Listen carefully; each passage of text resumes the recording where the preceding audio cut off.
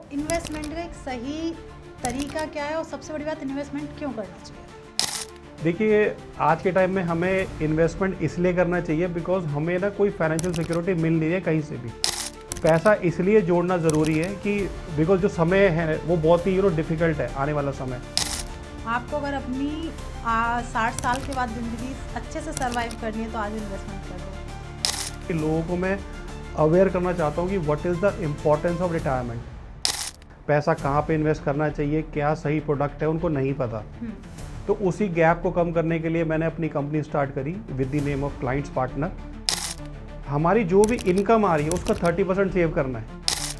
तो अनुराग सर, आपने एक चीज़ देखी होगी, जो पेरेंट्स हैं, माता पिता, जब अपने बच्चे की पढ़ाई पे ना एक बार भी नहीं सोचते, बड़े से बड़ा खर्चा करते। और मान लीजिए इन फ्यूचर उनके पास कोई बड़ा एक खर्चा आ जाता है, अपने आप को वो किस तरीके से तैयार करें, उन लोगों को आप क्या सलाह देना चाहते हैं? आज आप SIP से कोई भी गोल अचीव कर सकते हो। नमस्कार मेरे प्यारे दोस्तों, आपका स्वागत है एक और नए एपिसोड में। मैं हूं आपकी होस्ट और आपकी दोस्त भारती। तो हमेशा हम जो पॉडकास्ट करते हैं वो करते हैं एस्ट्रोलॉजी एंड बहुत सारे ऐसे टॉपिक जो आपसे जुड़े हुए होते हैं। आज हम बात करेंगे आपके फ्यूचर की। जब फ्यूचर की बात आई है तो सबसे बड़ी बात आती है कैसे। तो सबसे बड़ी बात है, आज का पॉडकास्ट हर एक व्यक्ति के लिए बहुत ज़रूरी है और जो ऑडियंस ये पॉडकास्ट सुनना चाहती है तो प्लीज़ रुकिए और मैं बताती हूँ कि आज हम किस पे बात करेंगे। आज हम बात करेंगे पैसे। पैसे ऐसा नहीं कि चारों तरफ से पैसा बरसेगा, पर आपको सही तरीका पता होना चाहिए। तो आज हम बात करेंगे इन्वेस्टमेंट, फाइनेंस। हम पैसे को कैसे बचाएं, कहाँ इन्वेस्ट करें, बहुत सारे जो फ्रॉड हो रहे हैं उनसे हम कैसे बचें, और अपने आने वाला जो फ्यूचर है। सबसे बड़ी बात, फ्यूचर ऐसा नहीं कि हम जवानी और बुढ़ापे में बात करेंगे कि आप 50 और 60 के बाद किस तरीके से सर्वाइव करेंगे, फैमिली साथ देगी या नहीं देगी। आज के पॉडकास्ट में आप जानेंगे EMI से हमें क्या रिस्क हो सकता है, EMI से हम कैसे बचें। और बहुत सारी जो ऐप आ गई हैं, चाहे ग्रॉसरी की ऐप हो या फिर आप फूड वाली ऐप, जोमेटो एंड ऑल, उनको अगर आप अपने फ़ोन में रखते हैं तो क्या खर्चा हो रहा है, अगर हटाते हैं तो उससे क्या आप बचा सकते हैं। तो आज का पॉडकास्ट बहुत मज़ेदार होने वाला है, क्योंकि आज हमारे साथ फाइनेंस के एडवाइज़र, और सबसे बड़ी बात, आज मैं इसी पॉडकास्ट के माध्यम से मैं आपको बताना चाहूँगी कि इन्वेस्टमेंट क्यों ज़रूरी। आज मैंने उनसे सीखा कब करना चाहिए, ये मैंने उनसे सीखा। तो ऐसे तो मैं वेलकम इतनी आसानी से तो नहीं करूँगी, पहले मैं उनके बारे में बताती हूँ, क्योंकि मेरे जैसे बहुत सारे लोग सर पर यकीन करते, 1000 से ज़्यादा फैमिली सर के साथ निवेश कर चुकी है। सर की कंपनी का नाम है क्लाइंट्स पार्टनर, जो कि 2017 में सर ने ओपन की थी। उसके फाउंडर हैं श्री अनुराग मिश्रा सर, और सर ने एक बुक भी लिखी है, रिटायर रिचेस, वो जो कि अमेजोन, फ्लिपकार्ट पर आपको इजीली मिल जाएगी और हर एक व्यक्ति को पढ़नी चाहिए। तो कोई टाइम वेस्ट नहीं करेंगे, सर का हम वेलकम करते हैं। स्वागत है सर आपका। Thank you. कैसे हैं सर आप? बहुत बढ़िया। तो अनुराग सर, आपका स्वागत है पॉडकास्ट में। तो सबसे पहले मैं ये जानना चाहूँगी, ये फाइनेंस की दुनिया में आपने कैसे कदम रखा, कैसे लगा कि ये मेरा करियर होना चाहिए, कैसे आप इसमें आए, तो उसके बारे में थोड़ा सा मैं जानना चाहूँगी आपसे। देखो, मैं इसमें कोई कहता है ना कि बाय चॉइस नहीं, बाय चांस आया। बिकॉज जब मैंने MBA करी तो मेरी जो प्लेसमेंट है वो एक स्टॉक ट्रेडिंग कंपनी के अंदर हुई। ठीक है, तो मैंने ऑलमोस्ट 10 साल बैंकिंग और नॉन बैंकिंग कंपनीज में मैंने स्पेंड करे। तो वहाँ पे ना मैंने एक चीज़ रियलाइज़ करी कि वहाँ पे मिस सेलिंग बहुत ज़्यादा है। तो जब मैं जॉब करता था मैं हमेशा उसके अगेंस्ट रहता था अपने सीनियर्स के कि नहीं, मैं ये प्रोडक्ट अपने क्लाइंट को नहीं दूंगा, बट प्रेशर इतना होता था जो हमको बेचना पड़ता था। तो कहीं ना कहीं जब मैं रात को घर आता था तो रियलाइज़ किया यार हम कर अपनी करियर में, तो आई ऑलवेज डिससेटिस्फाई। तो इसका सलूशन निकालना था। दूसरा मैंने ये देखा कि जो हमारी इंडियन फैमिलीज है उनमें फाइनेंशियल लिटरेसी नहीं है, राइट। उनको पैसा कहाँ पे इन्वेस्ट करना चाहिए, क्या सही प्रोडक्ट है, उनको नहीं पता। तो उसी गैप को कम करने के लिए मैंने अपनी कंपनी स्टार्ट करी with the name of clients partner. Nice name. ठीक है, और यही विजन था कि मैं सही से लोगों को एजुकेट कर पाऊँ इन टर्म्स ऑफ इन्वेस्टमेंट्स के ऊपर। ओके। तो ये 2 रीज़न है इसमें आने के। बहुत अच्छा भी आपने सोचा। साथ में अभी तक जहाँ तक जैसे आपने कहा कि बहुत सारे क्लाइंट्स के साथ आप डील कर रहे थे और कहीं ना कहीं आके रिग्रेट कर रहे थे, क्योंकि लोगों ने एक ही चीज़ सुनी है, म्यूचुअल फंड। उन्हें ये नहीं पता कि इसमें किस तरीके से इन्वेस्ट करना चाहिए, कहाँ इन्वेस्ट करना चाहिए, एक होता है ना कि एक तरीका प्रॉपर नहीं पता होता। अगर कोई म्यूचुअल फंड में कर रहा है तो उसको किस तरीके से इन्वेस्ट करना चाहिए, उन लोगों को आप क्या सलाह देना चाहिए? ठीक है, देखिए आज के टाइम में ना म्यूचुअल फंड के बारे में सबको पता है, सबको पता है, राइट। ठीक है, मतलब बच्चे को भी पता है, वुमेन को भी पता है, बड़ों को पता है, बुजुर्ग सबको पता है म्यूचुअल फंड के बारे में, बट उनको ना वाई क्लियर नहीं है। जब भी हम किसी काम को करते हैं ना, अपना वाई क्लियर होना बहुत जरूरी है, राइट। ठीक है। तो मैं आपको अगर बहुत इजी टर्म में एक एग्जांपल के थ्रू समझाऊं, बिल्कुल, ठीक है, और ये एक्सरसाइज मैं सबको बोलूंगा, आज जितने भी हमारे व्यूअर्स इसको देखेंगे, तो एक छोटी सी एक्सरसाइज करनी है। आप जब सुबह उठते हो और जब आप रात को सोते हो, ठीक है, आप जो प्रोडक्ट यूज करते हो उस प्रोडक्ट का नाम लिखना है और किस कंपनी का है वो आपको लिखना है, ठीक है, ठीक है। फॉर एग्जांपल मैं सबसे पहले मॉर्निंग में उठा, मैंने पेस्ट करा, ठीक है, तो मैंने कोलगेट या पोमोलिव यूज कर लिया, ठीक है, या फिर मैंने हिंदुस्तान लीवर का यूज कर लिया। तो उसके बाद मैंने फॉर एग्जांपल कि मैंने कार यूज करी, वो किसी कंपनी की है, उसमें कोई टायर लगा हुआ है वो किसी कंपनी का है, मैं वॉच पहन रहा हूँ वो किसी कंपनी की है, ठीक है, मैं शूज पहन रहा हूँ, मैं कपड़े पहन रहा हूँ। तो केवल आपको ये कहीं पे लिखना है एक पेपर के ऊपर कि ठीक है कि मैं कौन सा प्रोडक्ट यूज कर रहा हूँ, उस कंपनी का नाम क्या है, ठीक है, ठीक है। तो जैसा मैं कर रहा हूँ या फिर आप कर रहे हो, वैसे ही पूरी इंडिया कर रहा है, पूरी पॉपुलेशन कर रही है जी। केवल प्रोडक्ट हो सकता है डिफरेंट हो और कंपनी डिफरेंट हो, बट यूज तो हर कोई कर रहा है सेम उन्हीं प्रोडक्ट्स को। तो ये सब हो क्या रहा है, ये जो हम प्रोडक्ट यूज कर रहे हैं, ये सारा पैसा जा रहा है कंपनी के पास जिनका प्रोडक्ट यूज कर रहे हैं जी। और अब वो हर साल कंपनी ईयर इन क्या कर रही है, ग्रो कर रही है, उनका प्रॉफिट बढ़ता जा रहा है, ठीक है। आपके पास दो सोल्यूशन है। पहला तो ये है कि आप उनका सामान खरीदते रहो और उनको रिच बनाते रहो, ठीक है। दूसरा सोल्यूशन ये है कि आप म्यूचुअल फंड के थ्रू उस कंपनी में इन्वेस्ट करो and you become a owner. अब वो कंपनी 24 घंटे काम कर रही है, दिन रात काम कर रही है, ठीक है, आपने पैसा लगा दिया उसके अंदर अपना म्यूचुअल फंड के अंदर। म्यूचुअल फंड में होता क्या है, कंपनीज में पैसा इन्वेस्ट होता है, जो इंडिया की टॉप कंपनीज हैं उनमें पैसा इन्वेस्ट होता है। देखिए एक इंसान केवल 8-9 घंटे काम कर सकता है, बट पैसा जो है वो 24 घंटे काम करता है। तो म्यूचुअल फंड में लोग पैसा तो इन्वेस्ट कर रहे हैं बट उनको वाई क्लियर नहीं है।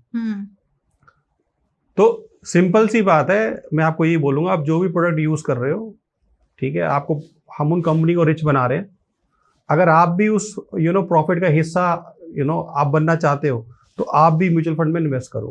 ओके, तो मतलब हर कहीं ना कहीं वो हमारे इन्वेस्टमेंट का एक तरीका हो सकता है। बिल्कुल। तो एक छोटा सा सवाल जो मुझे लगता है कि हर एक, मैं आज बात करूंगी वुमेन्स की क्योंकि मैं एक हूँ, तो इन्वेस्टमेंट का एक सही तरीका क्या है और सबसे बड़ी बात इन्वेस्टमेंट क्यों करना चाहिए, मैं आपसे जानना चाहूँगी। देखिए आज के टाइम में हमें इन्वेस्टमेंट इसलिए करना चाहिए बिकॉज हमें ना कोई फाइनेंशियल सिक्योरिटी मिल नहीं है कहीं से भी, ठीक है, किसी को सैलरी मिल रही है या कोई बिजनेस कर रहा है, हमें सपोर्ट क्या है, हमें कोई सपोर्ट नहीं, हमें गवर्नमेंट की तरफ से कोई सपोर्ट नहीं है। बिल्कुल भी नहीं है कि फ्यूचर में जब मैं रिटायर हो जाऊंगा 60 के बाद जो मेरी लाइफ है 15 ईयर्स 20 ईयर्स, उस समय के लिए मेरे कोई पेंशन नहीं आने वाली, ठीक है। इन केस कोई मेडिकल इमरजेंसी आ जाती है उसके लिए मेरे पास कोई सपोर्ट नहीं है जी, ठीक है।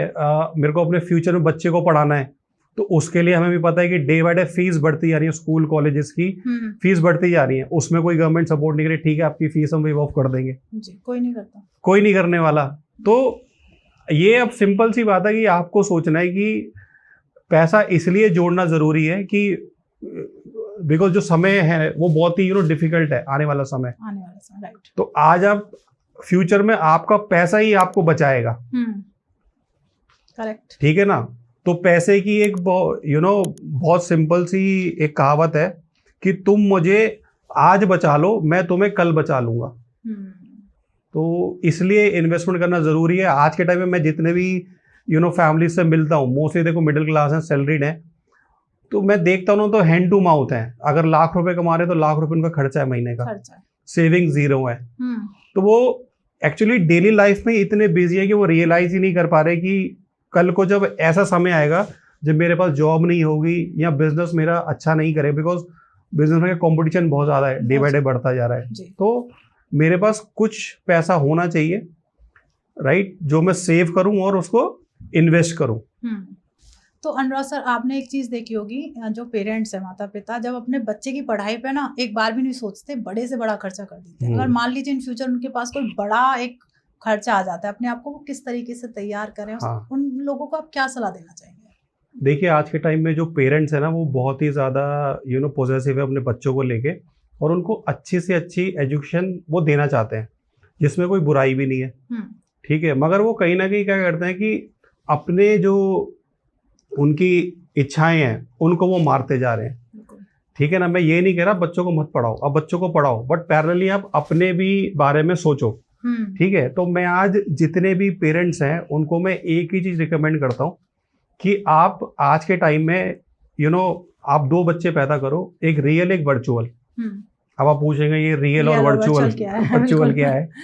सो बेसिकली क्या होता है कि मैं एक एग्जांपल के थ्रू आपको समझाता हूँ, बिल्कुल, ठीक है। और मैं एक मिनिमम खर्चा लेके चलूंगा, ठीक है। आज अगर हम हमारे घर में कोई भी एक बच्चा है, ठीक है, या फिर 2 बच्चे हैं, आप दोनों बराबर खर्चा ही करोगे। ये तो नहीं कि कुछ किसी को गवर्नमेंट स्कूल में डाल दो, किसी को प्राइवेट में डाल दो, बराबर खर्चा करेंगे।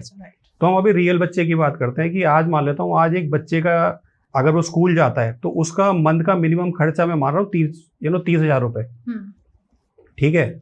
बच्चे को हम पढ़ाएंगे 24 साल तक, ठीक है, स्कूलिंग करेगा, ग्रेजुएशन करेगा, पोस्ट ग्रेजुएशन करेगा, तो हम 24 साल का समय मान के चल रहे हैं, ठीक है। दूसरा, इस 24 साल के अंदर हम उसमें कुछ लमसम पैसा भी खर्च करेंगे, जो मैं 10 लाख रुपए मान रहा हूँ, और ये बहुत मिनिमम मान रहा हूँ मैं, ये कोई ज्यादा अमाउंट नहीं है, महीने का 30,000, और पूरे 24 साल में हम उस पर 10 लाख रुपए खर्च करेंगे, ठीक है। तो ये टोटल हम एक बच्चे के ऊपर 24 साल में अप्रोक्सीमेटली 96 लाख रुपए खर्च हो जाएंगे आपके, हो जाएंगे। ये मैंने मिनिमम लिया है।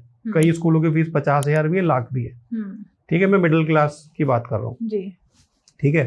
अब हम करते हैं वर्चुअल बच्चे की बात, ठीक है। सेम करना है आपको 30,000 रुपए उसकी फीस मान लेनी है, 24 साल के लिए देना है, और हम उसमें 10 लाख रुपए लमसम खर्चा करेंगे पूरे 24 साल के अंदर जी। उसको कपड़े दिलाएंगे, घुमाएंगे, फिराएंगे, ये सब, ठीक है ना। ये सब हम करते हैं बच्चों के साथ। हाँ। तो आप मुझे बता सकते हैं कि ये कितना अमाउंट होगा? अगर हम सेम जैसे आपने अप्रोक्स 96 लाख बताया, एक जो हमारा रियल बच्चा उस पे खर्च कर रहा है, अगर हम वर्चुअल बच्चे पे इतना खर्च करते हैं तो मुझे लगता है वो 96 लाख के अराउंड हमारे पास होगा, ठीक है। ये जो वर्चुअल बच्चा है इसका रिटर्न होगा 6 करोड़ के आसपास, क्योंकि इसका नाम है SIP, हाँ, सिस्टमैटिक इन्वेस्टमेंट प्लान। ओके। आपको इसको बच्चे की, जिस दिन आपने इसको बच्चे की तरह ट्रीट कर लिया, देखो रियल बच्चा रिटर्न देगा मुझे नहीं पता, बट ये वर्चुअल गारंटीड देगा, ठीक है। तो इसीलिए मैं सजेस्ट करता हूं कि अगर आपके पास 2 रियल बच्चे हैं तो एक वर्चुअल जरूर आप करना ही करना है, ठीक है। अभी मैं आपको छोटा सा एग्जांपल देना चाहूंगा। हमने ना बहुत सारी मूवीज देखी हैं, ठीक है। आपने स्वर्ग मूवी देखी होगी, बिल्कुल देखी है, ठीक है। आपने राजेश खन्ना की अवतार मूवी देखी होगी, ठीक है। आपने बागवान देखी होगी। आपको पता है कि इसका मेन वो क्या है, मॉरल क्या है? हाँ, अगर मैं अब तक समझ पाई हूँ कि उन्होंने सब कुछ अपने बच्चों पे लौटा दिया, अपने होता है ना कि अपने रिटायरमेंट का भी पैसा अपने बच्चों पे, एंड ऑफ द डे उनके पास कुछ नहीं था, रहने के लिए भी वो होता है ना कि जगह के लिए भी सर्च कर रहे थे कि कोई उन्हें रख ले, या हाँ जी, उन्होंने अपने आप को सर्वाइव भी किया, जो मुझे समझ में आया। तो ये ना हार्श जो मूवीज बनती हैं तो किसी रियलिटी के ऊपर बनती है। तो अगर मैं स्वर्ग मूवी की बात करूं तो राजेश खन्ना ने सबसे कम पैसा जो है वो गोविंदा पे इन्वेस्ट किया था, और रिटर्न सबसे ज्यादा गोविंदा ने दिया, ठीक है। वैसे ही राजेश खन्ना की अवतार मूवी है, उसने सबसे ज्यादा जो पैसा खर्च किया अपने बच्चों पे किया, बट वहां भी उसका जो सर्वेंट था उसने सबसे ज्यादा रिटर्न दिया जी। सिमिलरली मैं अगर बागवान मूवी की बात करूं तो उसमें उसके 4 बच्चे थे अमिताभ बच्चन के, ठीक है। सबने जब वो अपने रिटायरमेंट एज पे आए, सबने धोखा दे दिया, लड़ रहे हैं कि माँ को आप रख लो, फादर को आप रख लो, बट रिटर्न किसने दिया? सलमान खान ने, जिसने सबसे कम इन्वेस्टमेंट करी थी। तो वैसे ही ये जो आपकी SIP है, देखो रियल लाइफ में हमें कोई बचाने नहीं आएगा, ना गवर्नमेंट आएगी, ना कोई सेलिब्रिटी आएगा। आपका ये जो वर्चुअल बच्चा है ना, ये आपको बचाएगा फ्यूचर में। तो ये आज के टाइम में मैंडेटरी है आपको करना, वरना तो फिर it is up to you कि आप क्या चाहते हो। बिल्कुल, नहीं आपने बहुत सही बात की और बहुत एक होता है ना कि लॉजिकल, हाँ। कि कहीं ना कहीं हम लोग एक तरफ भागे जा रहे हैं और अपने आने वाले फ्यूचर के बारे में सोच ही नहीं रहे। नहीं, कईयों को पेरेंट्स को ये भी लगता है कि हमारे बच्चे हमारा टेक केयर करेंगे, तो ये बहुत बड़ी गलती है। ठीक है, वो ऐसा उनसे उम्मीद ना रखे। पेरेंट्स हमेशा गिवर्स होते हैं, वो देना चाहते हैं। आपको अच्छा नहीं लगेगा फ्यूचर में उनसे पैसा मांगते हुए, उनके आगे हाथ फैलाने में। तो ये हार्श रियलिटी है, आपको आँख खोलने की जरूरत है। ठीक है, एकदम आपने बहुत सही बात कही है कि कैसे बच्चे निकले क्या पता। हाँ फ्यूचर तो किसी को नहीं पता है ना। हाँ। तो अनुराग सर, एक चीज बहुत ज्यादा सुनने में आ रही है, पे योर सेल्फ फर्स्ट। इसका मतलब क्या है? जब ये बात भी मुझे आई थिंक 7-8 साल पहले खुद पता लगी थी, पे योर सेल्फ क्या होता है। तो जनरली क्या है कि देखो, जो भी हमारा इनकम का सोर्स है, हम करते क्या है, लो मेरे अकाउंट में सैलरी आ गई, ठीक है, लाख रुपए आ गए, तो मैं क्या करूंगा, सबसे पहले अपने इलेक्ट्रिसिटी बिल भरूंगा, जितने मेरे लोन्स हैं उनकी मैं ईएमआई भरूंगा, ठीक है, मेरा कार का खर्चा, मेरा घर की ग्रोसरीज। और जब मैं देखूंगा मंथ एंड में, तो मेरे अकाउंट में मुश्किल से कितने रुपए पड़े होंगे, 2-3 हज़ार रुपए पड़े होंगे, बिकॉज सारा मैंने खर्च कर दिया। ठीक है, मगर हम कभी ये रियलाइज नहीं करते कि ये लाख रुपए कमा के कौन ला रहा है। ये मैं ही कमा के ला रहा हूँ लाख रुपए। तो सबसे मुझे सैलरी तो खुद को पे करनी चाहिए ना। बिल्कुल है, ठीक कह रहा हूँ, गलत कह रहा हूँ? नहीं, सही कह रहे हैं, कोई नहीं सोचता। सबसे पहले यार मैं कमा के ला रहा हूँ लाख रुपए, मैं अपने आप को ही नहीं पे कर रहा। तो पे योरसेल्फ का मतलब है कि आप खुद को सबसे पहले पे करो, उसके बाद खर्चा करो। इसका मतलब ये है कि मान लो अगर मैं लाख रुपए कमा रहा हूं, तो एटलीस्ट मुझे 30% खुद को सैलरी देनी चाहिए। देने का मतलब ये है कि वो मैं इन्वेस्टमेंट कर दूं कोई एसआईपी के अंदर, अपने फ्यूचर को ध्यान में रखते हुए। बाकी जो 70% पैसा बचा, वो आप इसको खर्च कर सकते हो। तो ये मैं खुद 7 साल से अप्लाई कर रहा हूँ। जो भी मेरी मंथ की इनकम होती है, 30% मैं उसको पहले पहले सेव करता हूँ, फिर इन्वेस्ट करता हूँ, और बाकी जो मेरा 70% है वो मैं खर्च कर देता हूँ। बहुत अच्छी बात कही। और दूसरा, कभी अगर कोई लमसम अमाउंट आ गया तो उसमें मैं 50% इन्वेस्ट करता हूँ, 50% ये खर्चे के लिए रखता हूँ। नहीं, बहुत सही बात की। मुझे लगता है कि कोई भी नहीं सोचता कि जो कमा के लेके आ रहा है उसमें से अपने लिए भी सैलरी नहीं, हम सोचते ही नहीं है। जैसी मेरी सैलरी इनकम या बिजनेस से आई, हमारा सीधा खर्चों की लाइन लग जाती है। राइट, ठीक है, हमें रियलाइज ही नहीं होता कि हम कर क्या रहे हैं। बिल्कुल। जो शरीर कमा के लेके आ रहा है, अब उसको ही नहीं पे कर रहे, तो उससे क्या होगा? ये शरीर कितने दिन चलेगा? एक टाइम पे अगर रुक जाएगा ना, तो उसके बाद जो मेरे 15-20 साल निकलने हैं, वो फिर आपको ये जो आपने पे योरसेल्फ का कॉन्सेप्ट अप्लाई किया था, ये आपको हेल्प करेगा उस समय पे। करेक्ट। एक और चीज़ सर, जैसे अभी हम इन्वेस्टमेंट की बात कर ही रहे हैं, तो जब हम मिडिल क्लास की बात करते हैं, मिडिल क्लास फैमिली पे आते हैं, परिवारों पे आते हैं, तो हमेशा होता है मिडिल क्लास के पास अगर एक छोटा फ़ोन है वो भी ईएमआई पर है, एक घर है वो भी ईएमआई पर है, कार भी ईएमआई पर है। हाँ। उनका मुझे लगता है सैलरी आई और ईएमआई में ख़त्म हो गई। हाँ जी। तो ऐसे जो फैमिलीज हैं, इन लोगों को क्या सलाह देना चाहेंगे, किस तरीके से वो ईएमआई से बचें और इन्वेस्ट सही जगह करें? देखो, आज के टाइम में जितनी भी कंपनीज है ना, उनको इंडियंस की जो स्पेंडिंग करने की जो हैबिट है, उनको पता लग गया है। वो ईएमआई में कंफर्टेबल फील करते हैं। ठीक है ना। अगर आप कोई उनको एक इकट्ठा अमाउंट बता दो तो वो घबरा जाते हैं। बट उनको वहीं बोलो कि ये चीज आपको 12 किस्तों में आप पे कर देना, तो वहां वो कंफर्टेबली पे कर देते हैं। बिल्कुल। ठीक है ना। तो आज के टाइम में जितनी भी बैंकिंग कंपनीज हैं या जो नॉन बैंकिंग कंपनीज हैं, वो क्या कर रही हैं, आपको हर चीज का लोन दे रही हैं। आप होम लोन ले लो, कार लोन ले लो, कोई भी घर का छोटा मोटा सामान लेना है उसके लिए लोन मिल जाता है आपको। ठीक है ना। तो हर चीज के लिए लोन अवेलेबल है। ठीक है। तो एक मेरे सीनियर ने एक बार बहुत अच्छी लाइन बोली थी कि मैंने एक बार शीशे के सामने खड़े होकर पूछा हु एम आई, तो शीशे से जवाब आया you are EMI. You are EMI. हाँ। तो ये रियलिटी है इंडियंस की। ठीक है। तो अब हमें ना एक छोटी सी कॉन्सेप्ट को समझना है। ईएमआई पे कौन करेगा? खुद। हाँ, ऑब्वियस सी बात है, हम ही पे करेंगे। तो तो बेटर है कि आप कुछ पैसा जोड़ने लग जाओ पहले से ही, अपने गोल को थोड़ा सा आगे कर दो।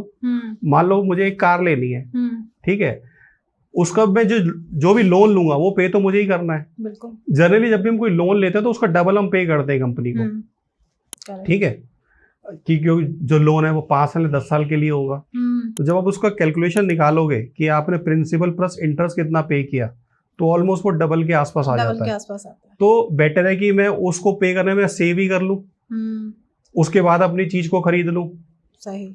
बट क्या है कि मुझे सोसाइटी को दिखाना है कि इसकी जॉब लगी, मैंने कार ले ली, ठीक है ना, इसने 3-4 साल में घर ले लिया। आज के टाइम में सब कुछ ईएमआई पे चल रहा है। बिल्कुल। और उसके ऊपर प्रेशर इतना है कि वो करे तो क्या, वो कुछ सोच ही नहीं सकता अपने लाइफ में। उसे ट्रैवल करने जाना है, हनीमून पे जाना है, तो वो एक टूर एंड ट्रैवल का एक लोन आता है, वो लेके बैठ जाता है, क्रेडिट कार्ड पे ले लेता है चीजें। तो देखो, हमें सिंपल एक चीज को समझना है कि जो लोन है वो हमें ही चुकाना है। बिल्कुल। ठीक है, तो बेटर है कि मैं ईएमआई ना लेके पहले मैं उसको सेव कर लूं। जैसे हम बचपन में क्या करते थे, पैसा गुल्लक में डाला साल भर और बाद में वो चीज खरीद ली। तो वैसे ही आज हमें क्या करना है, हमें एसआईपी करनी है।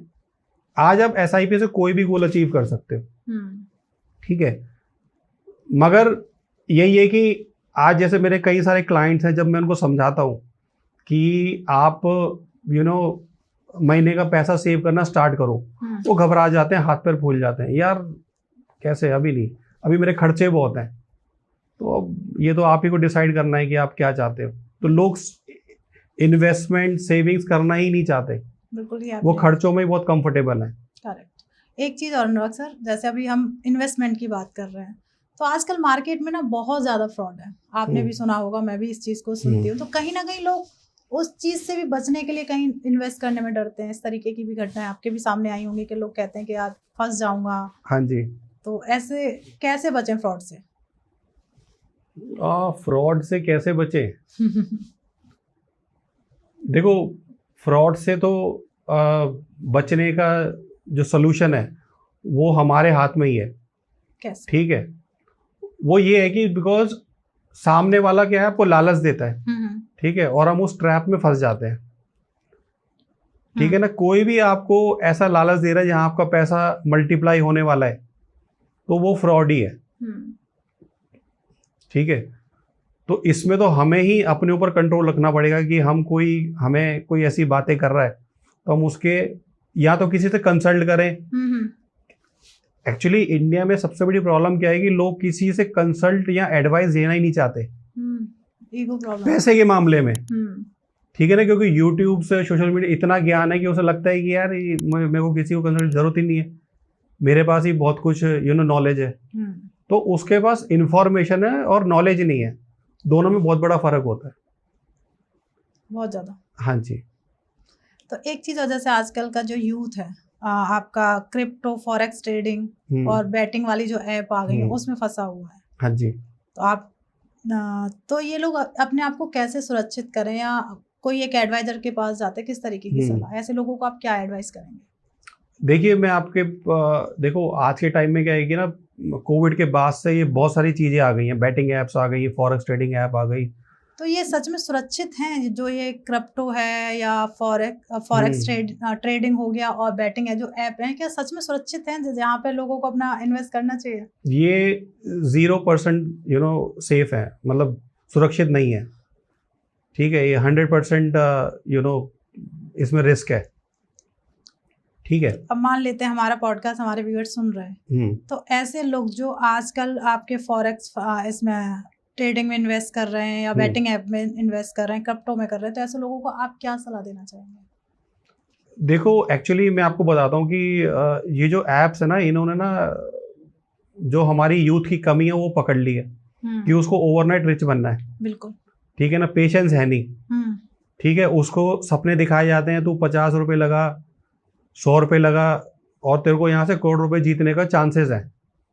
ठीक है ना, तो उसको लगता है कि यार 50-100 रुपए तो जाएंगे, बट आप कैलकुलेशन कर लो, अगर यही 50-100 रुपए हमारे 5 करोड़ जनता भी लगाती है तो कितना करोड़ों में पैसा हम उन एप्स को दे रहे हैं, बहुत ज्यादा। तो एक्चुअल में रिच तो जो ये ऐप चला रहे हैं वो बन रहे हैं, सेलिब्रिटी से इंडोर्समेंट करा रहे हैं, खुद तो वो क्रिकेट खेल रहे हैं बट आपको मिल रहा है कि तुम ऐप पे खेलो। तो मतलब हमारे यूथ को ना यही नहीं पता कि सही क्या है गलत क्या है। बेसिकली ये रिस्पॉन्सिबिलिटी सेलिब्रिटीज की है कि वो ओनरशिप लें, कि वो यूथ को मिसगाइड ना करें। उनको पता ही नहीं, उनको बस पीछे से फंड मिल रहे हैं और वो कुछ भी आके प्रमोट करने में लगे हुए हैं। बिल्कुल। ठीक है ना। तो थोड़ा सा मैं आपको क्रिप्टो करेंसी के बारे में भी गाइड करना चाहूँगा, बिकॉज ये इस समय ऐसा कह लो कि वायरस बन चुका है जो लोगों की नसों में घुसता जा रहा है और लोगों को सही गलत की इसके बारे में बिल्कुल भी नॉलेज नहीं है। बिल्कुल। ठीक है। तो मैं आपको एक एग्जांपल के थ्रू समझाता हूँ कि करेंसी होती क्या है। ठीक है। सपोज करो मेरे पास 100 रुपए का नोट है। ठीक है। अगर वो मैंने आपको दिया तो उसकी वैल्यू कितनी होगी? उस टाइम तक तो 100 रुपए होगी। 100 रुपए रहेगी। वो आप किसी और को दे दोगी तो कितनी रहेगी? वही 100। ठीक है। तो करेंसी का नेचर होता है कि जब हम एक दूसरे को दे रहे हैं तो उसका वैल्यू सेम रहनी चाहिए। बट क्रिप्टो करेंसी में क्या लालच दिया जाता है कि आज ये 100 रुपए है, ये मैंने किसी और को दिए 500 रुपए हो गए, किसी और को दिए 250 रुपए हो गए। ठीक है। तो बेसिकली क्या है कि ये फ्लक्चुएट हो रही है, तो ये करेंसी कहां से हो गई? ठीक है। पहली बात कि करेंसी हमेशा स्टेबल होनी चाहिए, वरना तो पूरा सिस्टम ही कोलैप्स कर जाएगा। हर कंट्री का अगर करेंसी फ्लक्चुएट इतनी करनी लग जाए तो सिस्टम ही कोलैप्स कर जाएगा। ठीक है। दूसरा रीजन ये है कि ये आरबीआई अप्रूव्ड नहीं है। ठीक है। कहां से? आज मैंने डिग्री करी है, मैं कहीं से पढ़ा हूँ सीबीएसई से। ठीक है। तो वो कहीं से कोई इसको अप्रूव कर रहा है ना, तभी वो डिग्री की वैल्यू है। वैसे ही करेंसी की वैल्यू है, क्योंकि कोई इसको अप्रूव कर रहा है। हमारा गवर्नर अप्रूव कर रहा है कि 100 रुपए की मैं आपको मान्यता देता हूँ। ठीक है। बट करेंसी में कौन दे रहा है? कोई मान्यता ही नहीं है। आरबीआई बार बार अपने ऐड चला रही है, उनकी वेबसाइट पे भी मेंशन है कि ये सब चीजें इलीगल है। और लोग क्या कह रहे हैं, वो उस सिस्टम को मानना नहीं चाहते। वो कहते हैं ठीक है आरबीआई भाड़ में जाए, हमें क्या मतलब। बिल्कुल। तो ये सारी प्रॉब्लम है इस क्रिप्टो करेंसी के अंदर, कि एक्चुअल में जो वैल्यू है वो सेम रहनी चाहिए जब हम एक दूसरे को ट्रांसफर करते हैं तो। ठीक है। वरना तो फ्यूचर में क्या होगा कि हर कोई घर पे क्रिप्टो करेंसी बनाने लग जाएगा। बिल्कुल। घर घर में फिर ये सिस्टम कैसे चलेगा? एकदम सही बात। एक चीज और सर, जैसे अभी हम इन्वेस्टमेंट की बात कर रहे हैं, फाइनेंस को लेके कहीं ना कहीं फाइनेंस जब आता है पैसों की बात आ ही रही है। तो जैसे मुझे लगता है अगर महिलाओं की बात करें तो उन्हें तो पता ही नहीं है कि इन्वेस्टमेंट हमें कहाँ करना चाहिए। उनके लिए इन्वेस्टमेंट 2 ही चीज है, या तो गोल्ड है, थोड़ा पैसा इकट्ठा किया गोल्ड में इन्वेस्ट कर दिया, दूसरा उनके पास थोड़े अच्छे पैसे वाले हैं, अच्छा पैसा इकट्ठा कर लिया तो अपने लिए कोई अर्थ या जमीन वगैरह उन्होंने खरीद लिया। ठीक है। उन्हें पता ही नहीं है कि एसआईपी क्या है। हाँ। हमें अपने फ्यूचर के बारे में सोचना ही नहीं है। ऐसे लोगों के लिए आप क्या कहना चाहेंगे? मैं सिर्फ आज महिलाओं के लिए बात करना चाहूंगी, क्योंकि मैं खुद एक महिला हूँ, मुझे भी नहीं पता कि मैं कहाँ सही इन्वेस्ट करूँ जिससे मैं अपने बुढ़ापे में अपने आप को सही से सर्वाइव करूँ। ठीक है। बीइंग अ वुमेन, जैसे मैं आपको यही चीज, बिकॉज मैं चाहता हूँ कि उनको फाइनेंशियल लिटरेसी आनी चाहिए। आज वुमेन मेन के साथ हर पैरामीटर पे compete कर रही है। बिल्कुल। बट अगर मैं जब इन्वेस्टमेंट की बात करता हूँ तो उनका 100% फेलियर है। और ये बात आपको बुरी लगती है तो बहुत अच्छी बात है। ठीक है। तो अगर मैं आज एक वुमेन को दूं ना 50,000 रुपए कि आपको इसमें अपना घर चलाना है महीने भर में, ये आपको करना है, वो 50,000 में से 10,000 बचा भी लेगी और घर भी चला लेगी। बिल्कुल। बट मैं ये बोलूं 50 रुपए आपको इन्वेस्ट करने हैं तो आई थिंक या तो कोई उनको बेवकूफ बना देगा। ठीक है। या फिर वो किसी गलत जगह इन्वेस्ट कर देंगे। बिल्कुल। क्योंकि उनको फाइनेंशियल लिटरेसी नहीं है। कहीं ना कहीं आज जो वुमेन है वो अपने हस्बैंड को ही मान लेती है खुदा की, बस ये देख रहे हैं, मुझे जरूरत नहीं है कुछ करने की। बट आज के टाइम में क्या होता है, अनसर्टेनिटी बढ़ती जा रही है। ठीक है। मेंस को कुछ भी हो सकता है। तो कहीं ना कहीं हमें उस स्टेज पे आके हम जगें जब आपके ऊपर प्रॉब्लम आ गई, तो बेटर है कि हम पहले ही जग जाएं। तो एक्चुअली प्रॉब्लम क्या है कि हम पहले जगना ही नहीं चाहते। हम चाहते हैं कि जब हम पे प्रॉब्लम आएगी तभी हम जगेंगे। तो वुमेन्स को मैं इस पॉडकास्ट के माध्यम से यही सजेस्ट करना चाहूँगा कि उनको इस बारे में इन्वेस्टमेंट में थोड़ा सा ज़्यादा फोकस करना चाहिए। बिकॉज एक मदर ही होती है जो हर चीज़ का डिसीजन मेकर उनके हाथ में होता है। बच्चों की एजुकेशन के लिए, ठीक है, अगर हमें कहीं घूमने जाना है तो उनकी प्रेफरेंस देखी जाती है कि हमें कहाँ पे जाना है।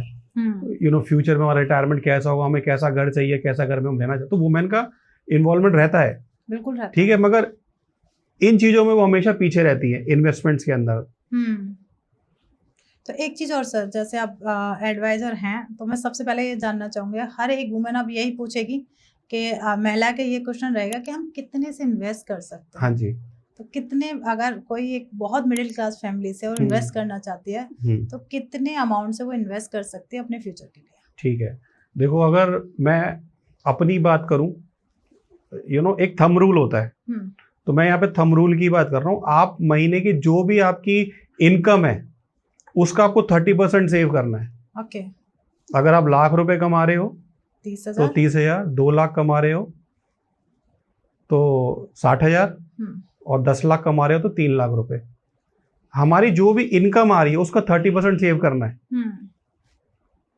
ठीक है, क्योंकि मान लो मैं लाख रुपए कमा रहा हूँ, ठीक है, और मैं सेव 1,000 रुपए करूँ, उसको कोई फायदा नहीं है। कोई फायदा नहीं, राइट। ठीक है ना। आज के टाइम में बहुत लोग हैं जो अंडर इन्वेस्टमेंट कर रहे हैं। जब मैं उनसे बात करता हूँ, हाँ हम कर रहे हैं SIP, कितने की पूछूं, वो 500 रुपए की। क्या कर लोगे 500 रुपए बचा के आप? तो लोगों को एक एग्जैक्ट फिगर नहीं पता। ये थंब रूल है, आपकी जो भी इनकम है उसका 30% आपको सेव करना है, उसके बाद आप खर्चा करो। मतलब बहुत सारे लोगों की इनकम ही 20 है, 30 है, तो वो लोग भी हाँ तो वो भी निकाल लो, 30%। जिसकी यहाँ बस 30% निकालना है आपको। ओके, जैसा किसी की 10 है तो क्योंकि देखो इनकम जितनी बढ़ती जाएगी खर्चे कम नहीं होने। खर्चे बढ़ते हैं। आज जो लाख रुपए कमा रहा है वो भी रो रहा है, 10 लाख रुपए कमा रहा है महीना वो भी रो रहा है, और जो करोड़ रुपए कमा रहा है वो भी रो रहा है, क्योंकि सबने खर्चे उसी हिसाब से पाले हैं आज की डेट में। बिल्कुल। एक चीज और है, लोगों का हमेशा कहना होता है निवेश करने में रिस्क होता है, कि मैंने किया तो पैसा आएगा ही नहीं। ये उनकी धारणा है, हाँ, सोच है। बिल्कुल। तो ये सोच सही है या गलत है? देखो मैं आपको इस तरीके से समझाना चाहूंगा कि देखो रिस्क तो हर जगह है, ठीक है। आप सबसे ज्यादा सेफ कहाँ पर हो? घर में, अपने घर पे। बट अगर आपको पैसा कमाना है तो बाहर निकलते हो? बिल्कुल निकलते। ठीक है, आज मेरा जो बच्चा है वो सबसे ज्यादा सेफ कहाँ पर है? घर पे। बट मैं स्कूल भेजता हूँ उसको? बिल्कुल भेजते हैं। हाँ। ठीक है, आज जो एक प्लेन है वो सबसे ज्यादा सेफ कहाँ पर है? एयरपोर्ट पे। मगर उसको उड़ना पड़ता है अगर पैसा कमाना है तो। हाँ। एक शिप जो होता है वो कहाँ पे ज्यादा सेफ है? पोर्ट पे, राइट। बट वो जब समुद्र में गोते खाता हुआ किसी दूसरी कंट्री पहुंचता है, हाँ, तब जाके उसको उसका पैसा मिलता है। तो वैसे ही जो हमारा पैसा है वो हमारे बैंक अकाउंट में सेफ है, मगर आपको उससे अगर रिटर्न अगर चाहिए तो उसको थोड़ा सा घर हमें घर से बाहर निकालना पड़ेगा। रिस्क हर जगह है, बिल्कुल। बस हमें रिस्क को ये देखना है कि हमें ब्लाइंड रिस्क लेना, हमें कैलकुलेटिव रिस्क लेना है। ठीक है ना। तो आज जिनको हमको लगता है कि हमने पैसा बैंक में रखा है, बैंक FD करा रखी है, तो वो आपका पैसा ये मान लो घर में है। जब तक वो पैसा बाहर नहीं जाएगा वो ग्रो नहीं करेगा। रिस्क हर जगह है। तो अनुराग सर, जैसे अगर हमने जो बात की बच्चों के खर्चे के लिए लेके बात की, अपने परिवार को सर्वाइव और इन्वेस्टमेंट को लेके काफी बातें कर ली। अब आती है बात हमारे उन बुजुर्गों की जो रिटायर हो चुके हैं, पैसा उन्हें मिला है, पैसा उनके बैंक अकाउंट में पड़ा है, जैसे आपने कहा जब तक आप बैंक से नहीं निकालोगे ग्रो नहीं होगा। तो वो किस तरीके से इन्वेस्ट करें कि उनको रेगुलर इनकम भी मिलती रहे, जो अपने खर्चे भी सरवाइव करते रहें। तो ऐसे लोगों के लिए आप क्या सलाह देना चाहेंगे? वो किस तरीके से अपने पैसे को ग्रो कर सकते हैं और अपने रेगुलर खर्चे निकाल सकते हैं? ठीक है, तो मैं ये एक ना एग्जांपल के थ्रू आपको समझाता हूँ। मान लो कोई सीनियर सिटीजन है और उनके पास मान लो 1 करोड़ के आसपास पैसा पड़ा हुआ है, ठीक है, और उनकी रिक्वायरमेंट है कि मेरा जो पैसा है ये ग्रो भी करे और मुझे कुछ उससे रिटर्न भी रेगुलर इनकम भी आती रहे। तो इसका एक सोल्यूशन होता है म्यूचुअल फंड्स के अंदर, जिसको बोलते हैं SWP। हाँ, सिस्टमैटिक विड्रॉल प्लान। ओके, ठीक है। इसको थोड़ा सा मैं अगर और इलेबोरेट करूं तो जैसे शुरू में हम करते हैं SIP, सिस्टमैटिक इन्वेस्ट प्लान। हम पैसा जोड़ रहे, पैसा जुड़ गया, अब मुझे वापस चाहिए तो उसको बोलते हैं SWP, सिस्टमैटिक विड्रॉल प्लान। तो मान लो किसी सीनियर सिटीजन के पास कुछ इकट्ठा पैसा पड़ा हुआ है जो उसने जोड़ा था अपने पूरे लाइफ टाइम के अंदर, जब वो जॉब कर रहा था, बिजनेस कर रहा था। अब उसमें इकट्ठा पैसा पड़ा है, वो कहाँ इन्वेस्ट करे? तो मैं आपको एक एग्जांपल दे दूं। सपोज करो किसी सीनियर के पास 1 करोड़ रुपए पड़ा हुआ है, ठीक है, वो उसको SWP में इन्वेस्ट कर दे, ठीक है।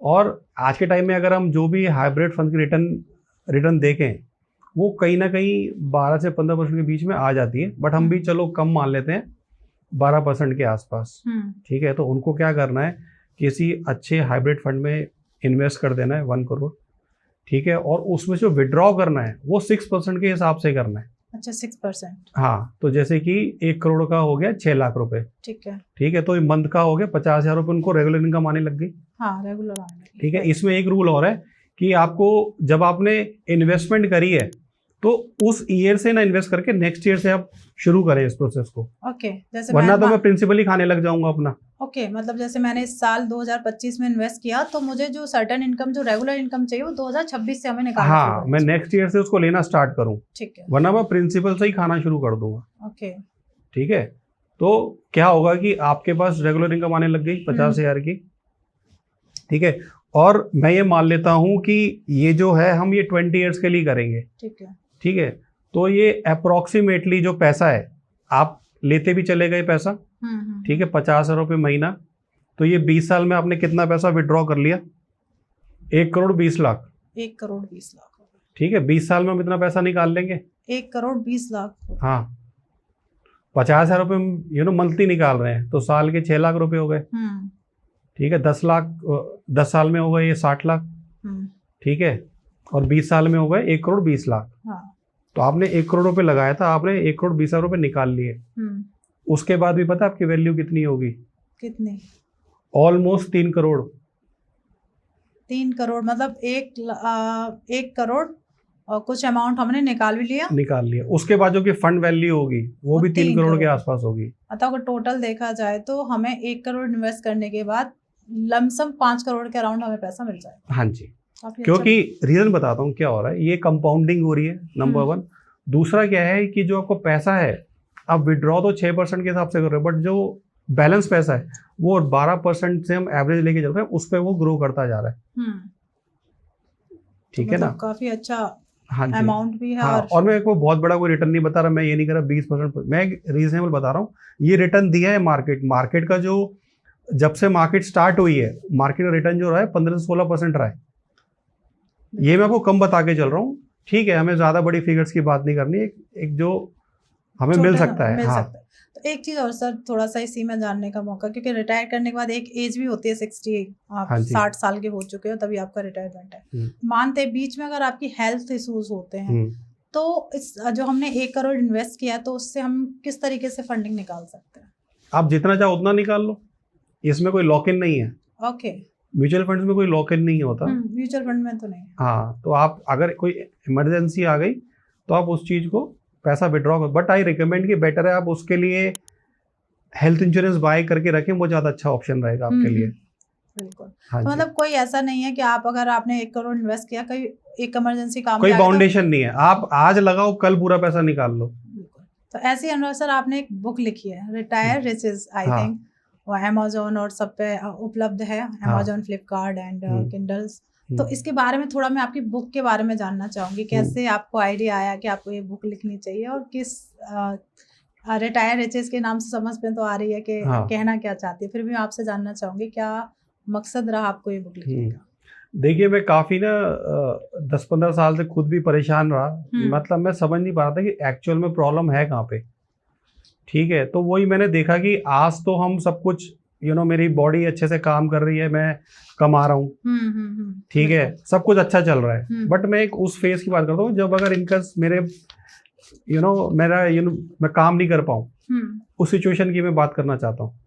उस समय क्या होगा, ठीक है, तो उसी को दिमाग में रखते हुए ये मेरा आइडिया है कि मैं एक बुक लिखता हूँ रिटायर रिचेस के नाम से, जिसमें ये है कि लोगों को मैं अवेयर करना चाहता हूँ कि what is the importance of retirement.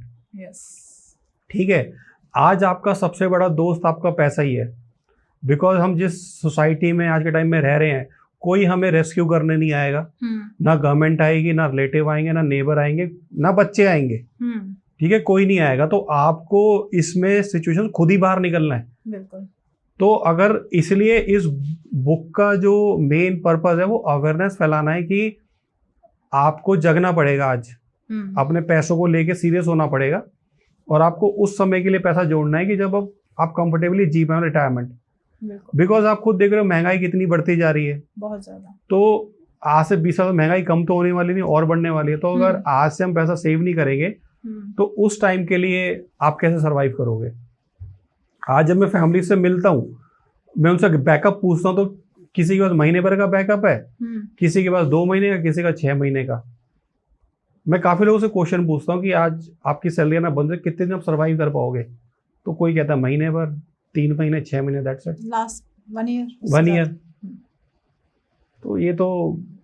तो ये बुक का पर्पस ही लिखने का कि अवेयरनेस फैलाना रिटायरमेंट को लेके, क्या हम गलतियां कर रहे हैं, कहाँ गलत इन्वेस्टमेंट नहीं करनी है। इसमें सब चीज़ है, वुमेन्स के बारे में, सीनियर सिटीजन के बारे में, यंग के बारे में, एक मैरिड कपल के बारे में।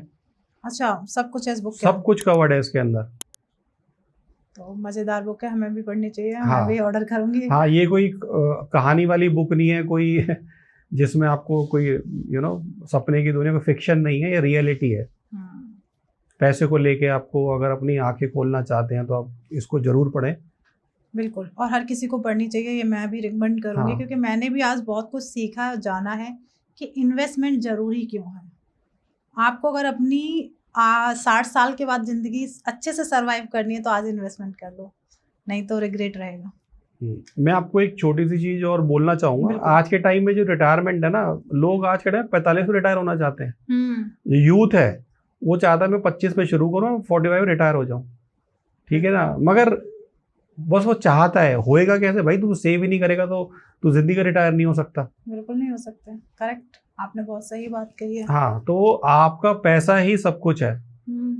आज इन्वेस्टमेंट करेंगे तो हो सकता है कि अगर 45 के बाद भी आप रिटायरमेंट ले रहे हो तो एक लेविश लाइफ आप जी सकते हैं। आपको कहीं घूमना है तो आपके पास ऑलरेडी इन्वेस्टमेंट है, तो आप उसका यूज कर सकते हैं। लोग फालतू की बातें कर रहे हैं आज के टाइम में, इमोशनल, कि पैसा कुछ भी नहीं है, पैसा हाथ का मैल है। ये सब फालतू की बातें हैं। एक्चुअल में आपको किसी भी सिचुएशन से जो बाहर है ना, वो पैसा ही निकाल सकता है, और कोई भी नहीं है। कोई महात्मा नहीं निकाल सकता, कोई गवर्नमेंट नहीं, और कोई आपका बेस्ट फ्रेंड भी नहीं आपको रेस्क्यू कर सकता। Your money is the only which rescue from the difficult situations. Absolutely, एकदम करेक्ट है। क्योंकि कहीं ना कहीं पैसा हर जगह है। अगर आपको एक रिस्पेक्ट चाहिए, वहां पे पैसा है। बिल्कुल, उसके बारे में रिस्पेक्ट नहीं है तो पैसा है, कोई रिस्पेक्ट नहीं है आपकी। कोई रिस्पेक्ट नहीं है। करेक्ट, एकदम सही बात कही। आप हमारे जो व्यूअर्स हैं उन्हें कुछ मैसेज देना चाहेंगे? आप उनसे कुछ कहना चाहेंगे? कि होता है ना कि एक मैसेज आप दें हमारे यूथ को, आने वाले जो भी है। देखिए, मैं पहला तो मैसेज ये देना चाहूँगा कि आप बहुत जल्दी सेविंग्स करना स्टार्ट करें। और सेव करने का मतलब नहीं सेव कर लिया, उसको कहीं इन्वेस्ट भी करना है। सही किसी कंसल्ट, किसी से एडवाइस लेके। बिकॉज हमारे इंडिया में सलाहकार कौन होते हैं? मेरा दोस्त, भाई मैंने यहाँ लगाया है तो भी यहाँ लगा दे, या रिश्तेदार, उनका वो फोटे नहीं है, पड़ोसी। हाँ, तो हमें सही सलाह के लिए, मैं बीमार हूं तो मैं डॉक्टर से कंसल्ट करना है, या कोई केस है तो मैं लॉयर से कंसल्ट करूंगा। तो वैसे ही जब पैसे की बात है तो मैं किसी फाइनेंशियल एडवाइस से कंसल्ट करूं, और तभी आप इन्वेस्ट करें। लोग आज के टाइम में फाइनेंशियल कंसल्ट करना ही नहीं चाहते, क्योंकि उन्हें खुद ही लगता है कि हम बहुत बड़े हैं तो हमें किसी की ज़रूरत नहीं है, ठीक है। तो मैं एक सलाह देना चाहूँगा कि पैसे आज में आपके जितने भी व्यूअर्स हैं, मैं सबका 15 से 20% पैसे बचा सकता हूँ अभी, गारंटेड। कैसे? बिल्कुल। अगर आप लाख रुपए कमा रहे हो, हाँ, तो 20,000 में गारंटी बचा सकते हो आप। एक फॉर्मूला देके जा रहा हूँ, बिल्कुल, ठीक है। अपने मोबाइल से आपको जितनी भी फूड डिलीवरी एप्स हैं उनको डिलीट कर देना है, ठीक है, ठीक है। हाँ। जितनी भी ग्रॉसरी डिलीवरीज ऐप हैं उनको आपको डिलीट कर देना है। जितनी भी यूपीआई पेमेंट्स वाली ऐप हैं उनको डिलीट कर देना है, ठीक है। जितने भी ओटीटी सब्सक्रिप्शंस हैं वो आपको डिलीट कर देने हैं, ठीक है। आपका मैं गारंटीड कह रहा हूँ 15 से 20% पैसा बचेगा। हम क्या कर रहे हैं, केवल हम आज के टाइम में हम ना जो चीज़ की ज़रूरत है हम वो नहीं खरीद रहे, जिस चीज़ से हमें इन्फ्लुएंस हो रहे हैं वो खरीद रहे हैं। भले हम चीज़ मंगा लेते हैं, ये तो मैंने फालतू में मंगा ली, करेक्ट, ठीक है ना। तो हमें क्या करना है, ये एप्स के हम ना डे बाय डे वो बनते जा रहे हैं, इनके हम गुलाम होते जा रहे हैं, मतलब कह सकते हैं गुलाम। हाँ, क्योंकि आजकल लोगों को क्या है कि कुछ भी लेना है ऐप से डाउन कर दिया, अब 30 रुपए बचाने के लिए वहां हम 400 रुपए खर्च कर देते हैं, ठीक है। तो इससे इससे होगा क्या, जो पेमेंट है ना आप उसको मुश्किल बना दो, ठीक है। आप एटीएम से विड्रॉ करो और फिर पे करो, पेनफुल कर दो सिस्टम को, आपका 100% 15 से 20% मंथ का बचेगा। और ये मैं खुद प्रैक्टिकली अप्लाई करता हूँ, इसलिए बोल रहा हूँ। मेरे मोबाइल के अंदर आपको कोई भी ऑनलाइन पेमेंट ऐप नहीं मिलेगी, कोई फूड डिलीवरी ऐप नहीं मिलेगी, कोई मुझे ग्रॉसरी डिलीवरी ऐप नहीं मिलेगी, कोई यूपीआई वाली पेटीएम और फोन पे कुछ नहीं है मेरे में। मुझे पेमेंट करनी है, मैं घर जाता हूँ, नेट बैंकिंग ऑन करता हूँ तो पे करता हूँ, उसको ऐड करूंगा पहले बिलर को, मुश्किल कर दिया मैंने सिस्टम, वैसे पे किया। या दूसरा मैं कैश विड्रॉ करूंगा और तो पे करूंगा। पहले ना पैसा फील होता था आ रहा है, क्योंकि कैश में लेन देन होता, अब फील ही नहीं होता। नंबर्स यहाँ से मैं ट्रांसफर हो रहे हैं, बिल्कुल 400 उसको चले गए, 500 उसको चले गए, 600 आपको आ गए, तो वो फील ही नहीं आ रहा। फील भी पता भी नहीं चल रहा कब खर्चा हो गया, अकाउंट से हाँ खाली जी हो गया। ये लोग बोलेंगे फालतू की बात है, बट भैया पैसा बचाना है तो ये फैक्ट है। नहीं, ये फालतू नहीं है, करेक्ट है। अगर हाँ मैं अपनी ही बात करें कोविड के बाद, तो हमारे खर्चे बढ़ गए कि बढ़ गए वही खर्चे थे। अगर मानते महंगाई भी बढ़ी है तो थोड़ी सी 10% 20%, पर हमारे खर्चे 3 से 4 गुना बढ़ चुके हैं बिकॉज ऑफ ये ग्रोसरी ऐप। बिकॉज देखो जितनी कंपनीज है ना वो आपको एक जाल में फंसाती जा रही है कि घर बैठे रहो, सब घर पे आ जाएगा। यार पैसे कमाने तो बाहर ही जाना पड़ेगा, आप पैसे भी भिजवा दो ना घर पे तो ठीक है। मैं बहुत खुश हूँ सब चीज मंगाने में, पैसा तो मुझे अब दे नहीं रहे, खर्चे मुझसे 36 करवा रहे हो। जितनी भी शॉपिंग वाली एप्स हैं सब चीज घर पे आ रहा है, कोई पैसा भी दे जाए आगे, उससे बढ़िया क्या है। मांगे ना मगर बाद में। जहां तक मुझे लगता है जो मैंने भी मिस किया था, मैं जब बात हम ऐप की कर रहे हैं, हम उसके अंदर देखते नहीं है कि वो किस किस चीज के चार्जेस लगा देते हैं, हैंडलिंग चार्जेस एंड ये चार्जेस एंड ऑल चार्जेस, उसके बाद हमें वो सामान मिलता है। बिल्कुल। तो बहुत अच्छा अनुराग सर ने एक चीज बताई कि आप अपने 20% इजीली बचा सकते हैं। ये ऐप एक बार डिलीट करो, 1 महीने देखो कितने % आपने सेव किया, कमेंट जरूर करना। जो भी हमारे इस थंब रूल को अपनाता है वो जरूर इस काम को करे और फिर बताए कि फिर वो इन्वेस्टमेंट के बारे में सोचे कि मैं कैसे इन्वेस्ट करूं अपने फ्यूचर के लिए। तो प्लीज़ ये पॉडकास्ट जितना भी हो अपने फ्रेंड्स और फैमिली के साथ शेयर कर दीजिए, क्योंकि ये एक व्यक्ति की कहानी नहीं, हर व्यक्ति को अपने फ्यूचर के लिए इन्वेस्टमेंट करना बहुत ज़रूरी है। जैसे खाना खाना ज़रूरी है, वैसे इन्वेस्टमेंट करना ज़रूरी है। और thank you so much Anurag sir, आप यहाँ आए और लोगों की आपने आंखें खोली कि इन्वेस्टमेंट क्यों ज़रूरी है। और इन्वेस्टमेंट करना, जितना हम खाना खा रहे हैं, एक बार को आप खाना छोड़ दीजिए, इन्वेस्टमेंट जरूर करिए। खाना भी जरूरी है और इन्वेस्टमेंट भी जरूरी है। मतलब ये होता है ना कि एक दिन एक टाइम खा लिया तो कोई नहीं, सर्वाइव कर सकते, पर इन्वेस्टमेंट आपकी एक ऐसी की है जो आपके उस टाइम में सर्वाइव करेंगे जब आपके आसपास कोई नहीं होगा। बिल्कुल। तो उसके लिए thank you so much Anurag sir कि आप आए और बहुत अच्छा हमें आज फाइनेंस के बारे में, मुझ जैसी बहुत सी महिलाओं को आज समझ में आया कि इन्वेस्टमेंट करना बहुत ज़रूरी है। और प्लीज़ ऑडियंस रुकिए, यहाँ तक आपने सुना उसके लिए तहे दिल से थैंक यू सो मच। और प्लीज़ चैनल को सब्सक्राइब कर लीजिए। बहुत सारे सवाल, बहुत सारे प्रश्न, बहुत सारे फाइनेंस को लेकर आपके दिमाग में जितने भी आइडियाज सवाल हैं वो कमेंट में ज़रूर करिएगा। सर की टीम या हमारी टीम की तरफ से उसका आंसर आपको डेफिनेटली मिलेगा ही मिलेगा। और प्लीज़ लाइक ज़रूर कर दीजिएगा और मिलते हैं एक नए एपिसोड में। जब तक आप अपने घर में स्वस्थ रहें, मस्त रहें। राधे राधे।